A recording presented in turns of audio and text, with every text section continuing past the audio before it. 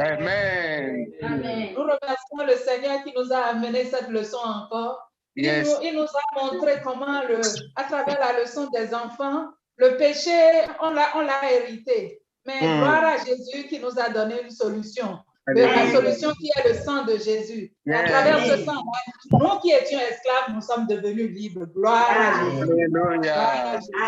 Bonjour, bonjour frères et sœurs. Nous allons maintenant commencer la leçon des jeunes et des adultes. Qui veut nous rappeler le titre de la leçon d'aujourd'hui, s'il vous plaît? L'humilité. L'humilité. L'humilité, merci. Et pour les jeunes? Le gagnant. Le gagnant. Le gagnant. Au nom de Jésus, nous serons tous victorieux aujourd'hui. Amen. Alors, les textes bibliques, 1 Pierre 5, versets 5 et 6, pour une personne de la famille Ouillet, Luc 14, versets 7 à 11, pour une personne de la famille Aglossi, et Proverbe 29, verset 23, par la sœur Titine, s'il vous plaît. La sœur Titine, vous êtes là? Oui, je suis là. Oh, merci, je suis contente de vous voir. Amen. Amen. On va commencer par 1 Pierre 5, versets 5 et 6, par une personne de la famille Ouillet, s'il vous plaît.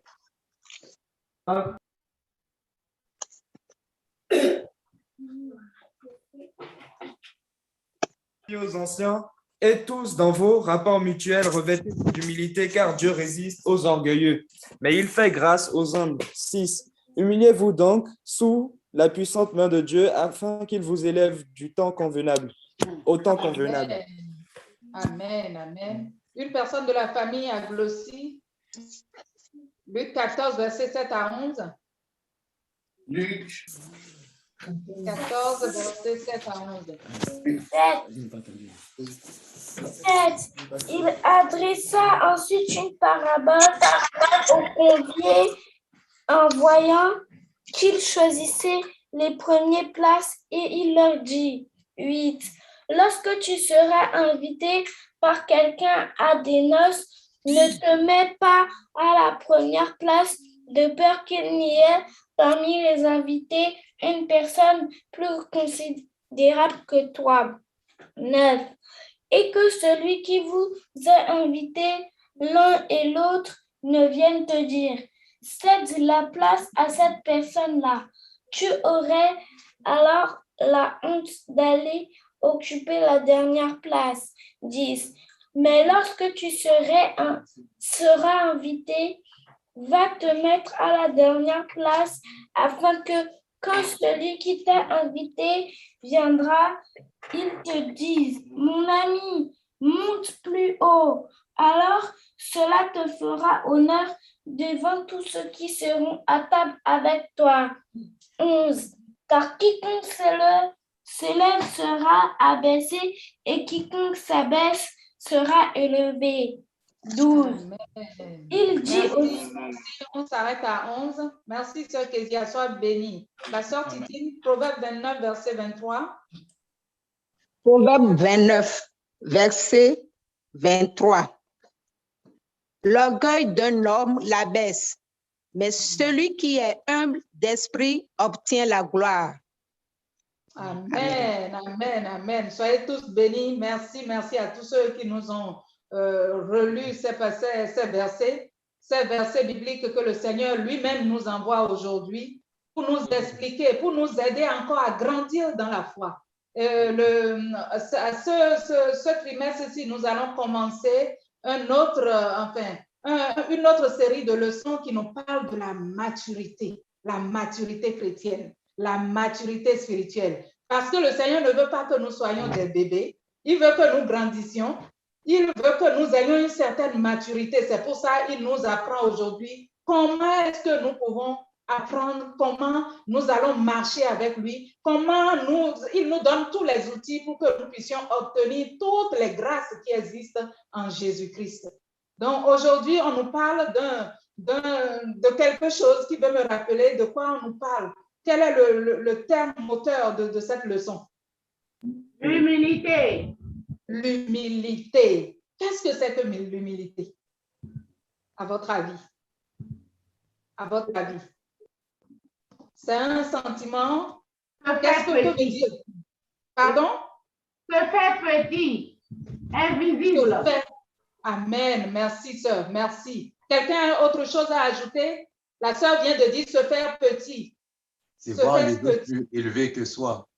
Merci, ce qu'on a déjà appris dans notre leçon. Merci, frère Olivier. Voir les autres plus élevés que nous. Plus encore. Le fait de ne pas se vanter, de ne pas être orgueilleux. Merci, le frère Emmanuel dit le fait de ne pas se vanter, ne pas être orgueilleux.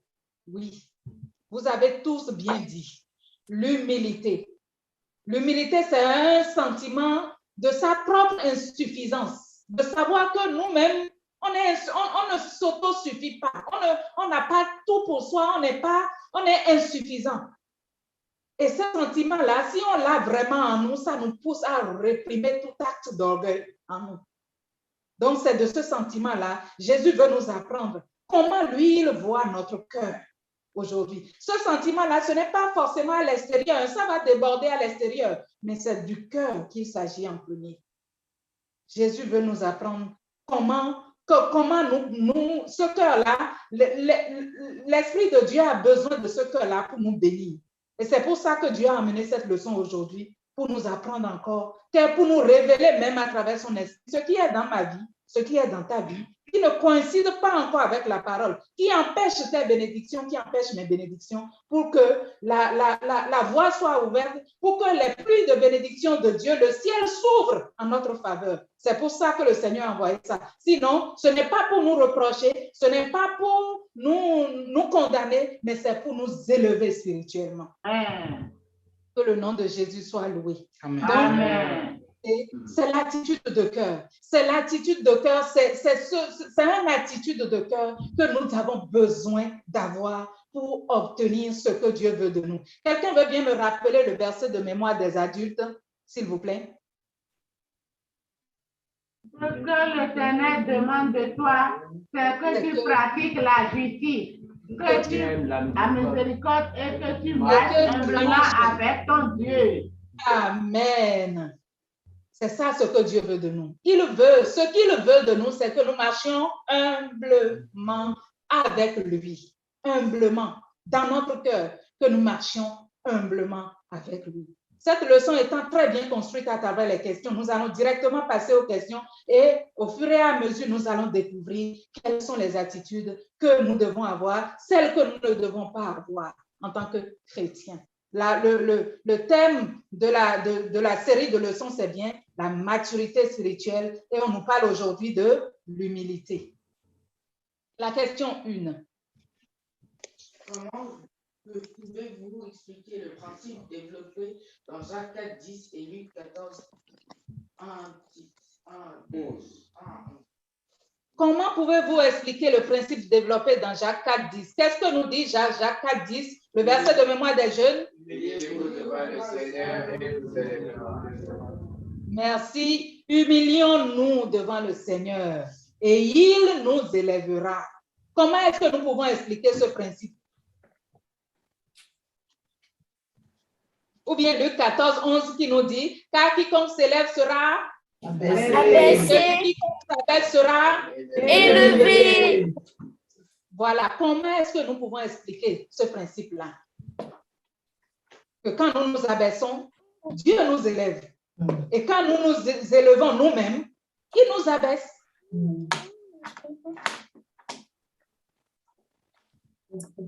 Qu'est-ce que nous pouvons expliquer? Chaque 4, 10, il nous dit de se... Maintenant, ou bien, on va s'entraider. Énumérons quelles sont les façons que nous pouvons avoir, les manières de s'élever qui peuvent apparaître dans nos vies. Quelles sont les façons, les manières, ce qu'on fait dans la vie courante qui peut prouver, par exemple, que nous sommes orgueilleux ou bien nous élevons. Quand on se vante de nos compétences. Quand on se vante de nos compétences, plus encore.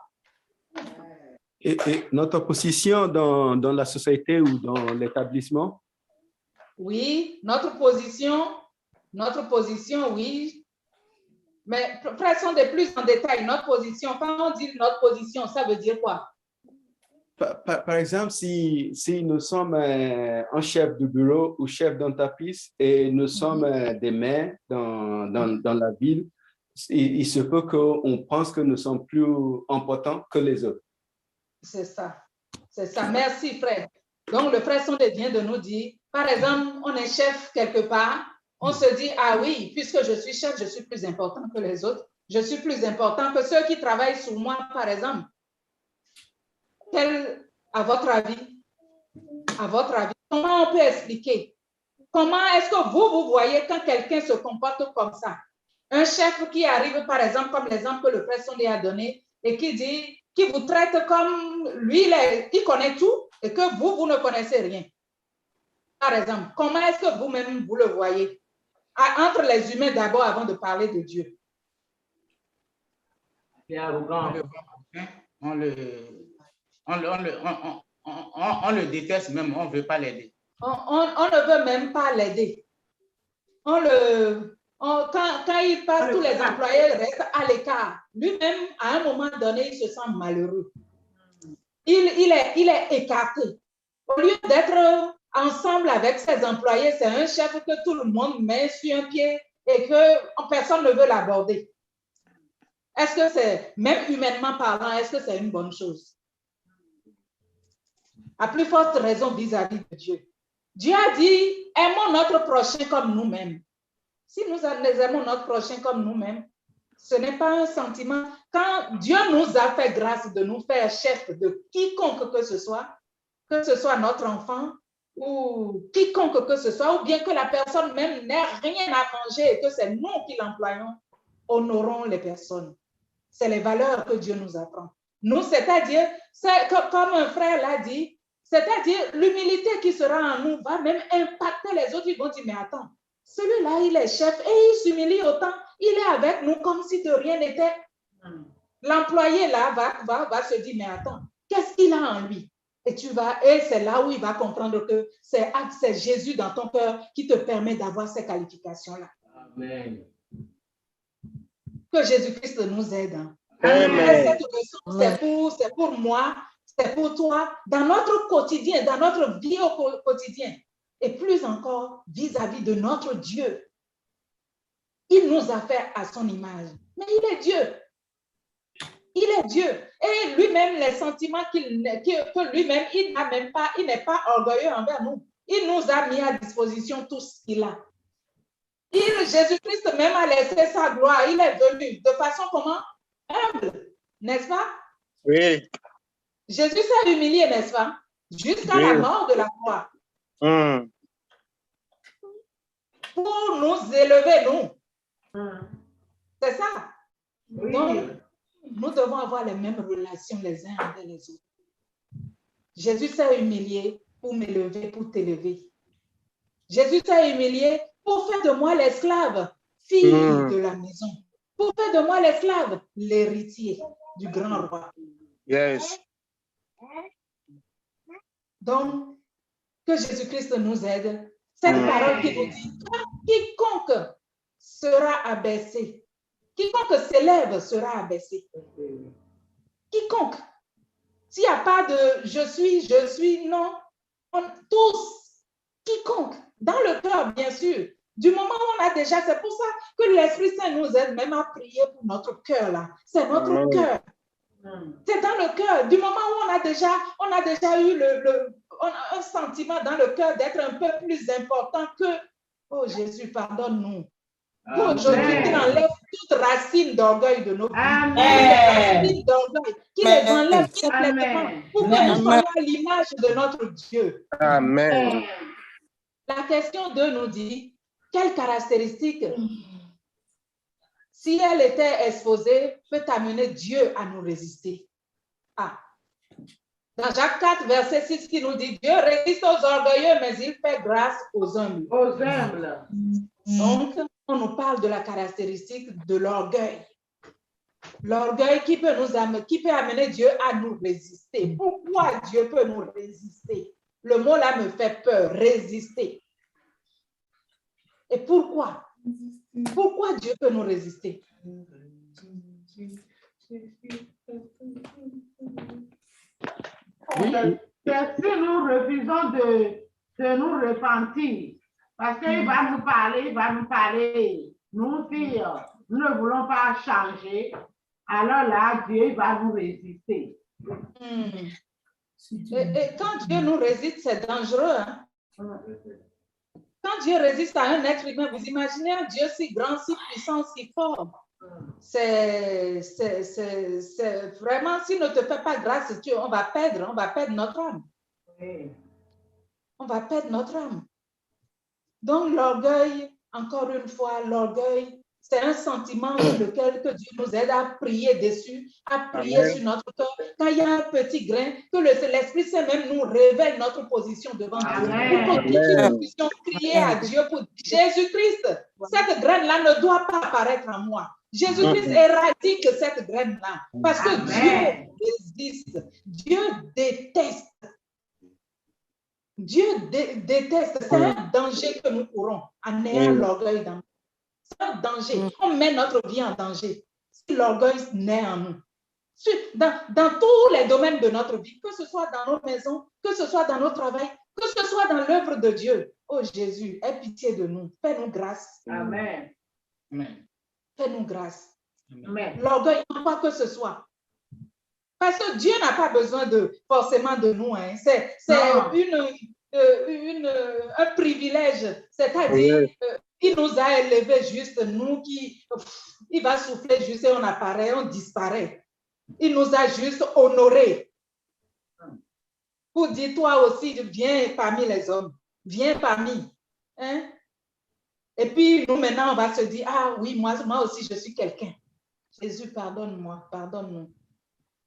Que Dieu nous fasse grâce. Amen. Aujourd'hui, le Seigneur est là pour nous attirer notre attention. Parce que les choses qu'il est, c'est un Dieu qui n'a pas deux poids, deux mesures. C'est un Dieu qui est juste envers les non-croyants comme nous, les chrétiens. Ce que le non-croyant a fait, que Dieu détient, pour lequel Dieu résiste, son enfant aussi, s'il le fait, Dieu va lui résister. C'est pour ça qu'il veut nous épargner tout ça. C'est pour ça qu'il nous amène. Il dit, mes enfants, soyez matures. Acceptez cette qualité d'humilité-là, que le Seigneur l'ancre dans notre vie, que ce soit en nous, imprégné, que nous soyons imprégnés d'humilité sur tous les aspects de notre vie. La question 3. La question 3. Merci, Frère Emmanuel. À quel type de personne Dieu donne-t-il la grâce? Pourquoi est-il si important de recevoir cette bénédiction de Dieu? Amen. À quel type de personne Dieu fait grâce? Tout le monde sait ça? Aux humbles. Amen. Aux humbles. Tout le monde répète aux humbles. Aux humbles. Mon frère, ma soeur, est-ce que tu veux obtenir la grâce de Dieu? Est-ce que je veux obtenir la grâce de Dieu? Je dis oui, je veux la grâce de Dieu. Mais pour ça, que vous et moi, nous soyons comment? Humbles de cœur. Amen. Humbles de cœur. Si nous ne sommes pas humbles, nous ne pouvons pas être sauvés. Parce que nous ne pouvons pas être sauvés. Si nous ne reconnaissons pas que les 10 commandements que Dieu a établis dans l'Ancien Testament, que quand on les lit, est-ce que humainement parlant, est-ce que nous pouvons? Mais ou bien d'autres personnes vont dire à moi, je fais ça, mais arrivé à un moment donné, tu vas te retrouver. Tu vas te retrouver. Tu vas te retrouver dedans. Mais quand tu n'es pas humble de cœur, parfois, le diable même utilise, puisque lui, c'est l'orgueil. C'est à cause de l'orgueil qu'il a été rejeté, n'est-ce pas? Donc, il utilise ce sentiment-là en nous pour nous éloigner de Dieu, pour que nous ne soyons jamais sauvés. Donc, le sentiment, l'humilité, c'est la qualité qui va nous aider à reconnaître notre place de pécheur et à reconnaître que Jésus-Christ a donné sa vie pour nous et à nous humilier, à confesser. Même quand on dit parfois de confesser nos péchés, on peut se dire, ah, mais non, moi, je n'ai jamais commis de péché. Mais ça fait partie des ruses du diable, mon frère, ma soeur. Ça fait partie des ruses du diable. Dieu fait grâce à celui qui reconnaît que non, je ne peux pas sans toi. Je ne peux pas sans toi. Et nous sommes justifiés par grâce. Il n'y a rien de bon en nous. Il n'y a rien de bon en nous. Dieu fait grâce aux humbles. La question 4, s'il vous plaît. La question 4. Cette déclaration est vraie ou fausse? L'idée que véhicule un Pierre chapitre 5, verset 5, c'est que les jeunes doivent conseiller leurs aînés sur ce qu'ils doivent faire. Justifiez votre choix. Ah, les jeunes. Quel jeune veut me répondre? Cette déclaration est-elle fausse? 1 Pierre 5,5 qui nous dit, de même, vous qui êtes jeunes, soyez soumis aux anciens. Les jeunes, soyez soumis aux anciens.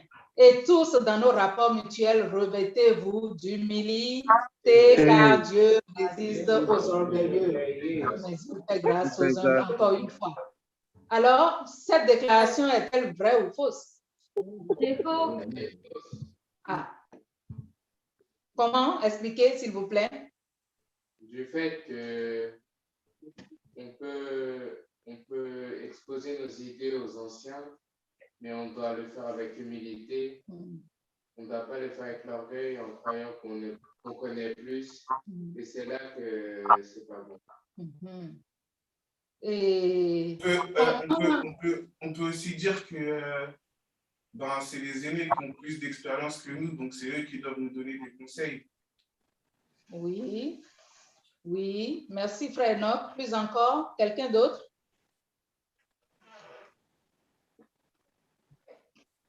Plus encore? Le respect à l'égard des aînés, ce n'est pas seulement la courtoisie, hein, mais c'est aussi un aspect de l'humilité. D'accord? C'est un aspect de l'humilité. C'est-à-dire, vous avez des choses à apprendre aux aînés. Nous avons des choses à apprendre aux aînés, mais les aînés ont encore plus à nous apprendre parce qu'ils ont de l'expérience. Et la parole de Dieu nous dit, soyez soumis aux anciens. Hein? Qui parle? Soyez soumis aux anciens. Et il faut qu'on fasse preuve de respect. Quelles sont les manières spécifiques où on peut faire preuve de respect? Donnez-moi des exemples, s'il vous plaît. On peut faire preuve de respect en écoutant le conseil des aînés, comme on a vu Roboam, quand les aînés lui ont parlé, il a consulté aussi les jeunes. Après, il a ignoré ce que les aînés lui ont dit et il a choisi le conseil des jeunes. On a vu là où ça l'a conduit. Aussi, on voit que les aînés, ils connaissent vraiment.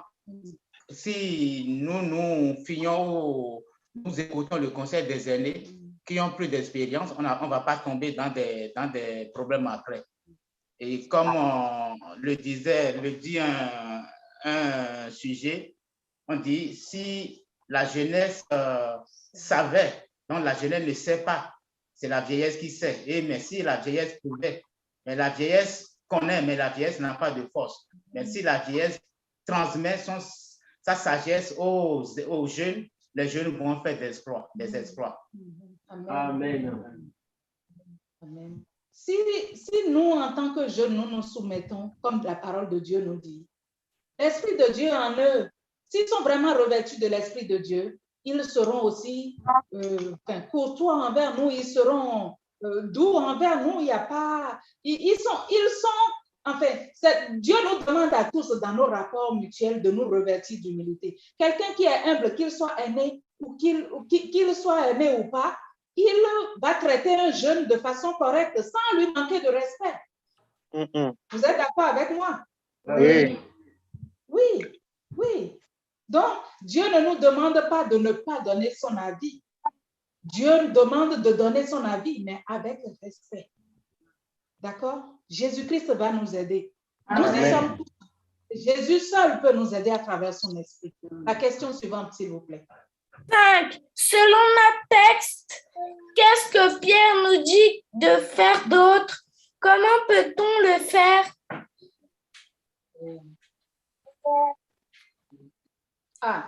Selon notre texte, qu'est-ce qu'il nous dit de faire d'autre? Et comment peut-on le faire? Pierre nous dit de nous soumettre les uns aux autres. Hein? De nous soumettre les uns aux autres et d'être revêtus d'humilité. Alors? Et comment peut-on être soumis les uns aux autres? Comment est-ce qu'on peut être soumis les uns aux autres? En étant humble. On peut se soumettre les uns aux autres en sachant que on a toujours besoin d'un plus petit que soi, on a aussi besoin de l'autre. Et personne ne peut vivre en autarcie. Personne ne peut se dire, je peux me passer de l'autre. On a toujours besoin de l'autre.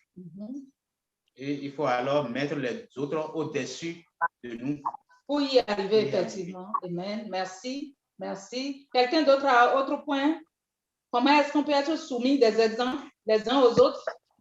Oui, on peut être soumis aussi, par exemple, si, disons, à l'église, il se peut que peut-être la personne qui coordonne un programme est plus jeune que nous et il nous demande de faire quelque chose. Nous ne devons pas voir comme quoi, regarde ces petites qui me demandent de faire ça. Nous devons, parce que nous devons savoir que dans la place qu'il est, c'est Dieu qui nous a mis là-bas et nous devons le respecter.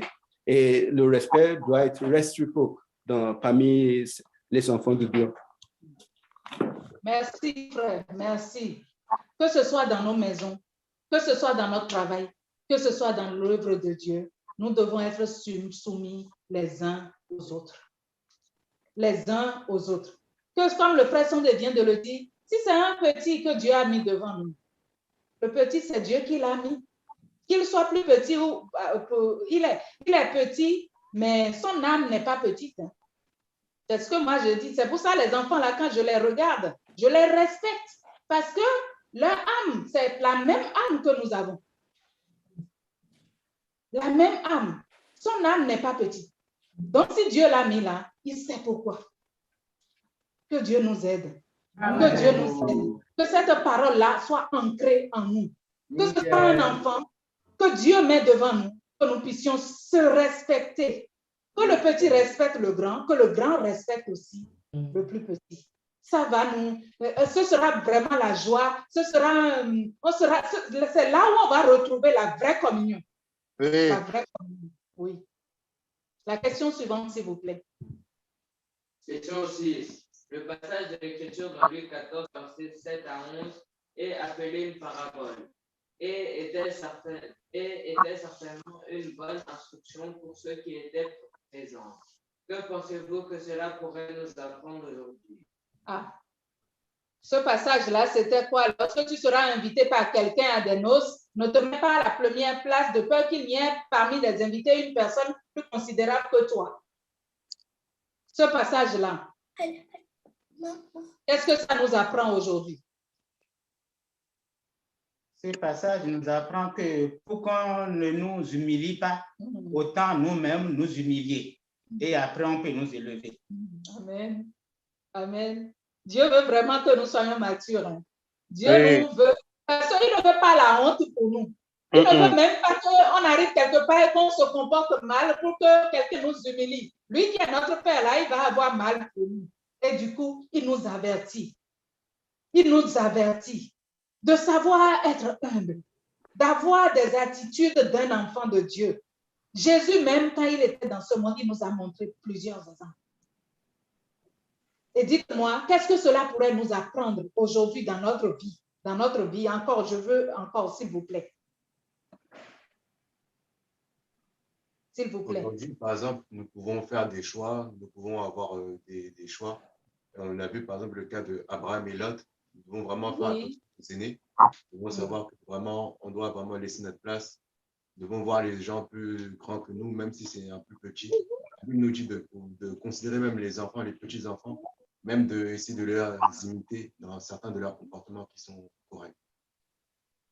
Merci, frère Olivier. Que Jésus-Christ nous aide. On n'en a pas la force.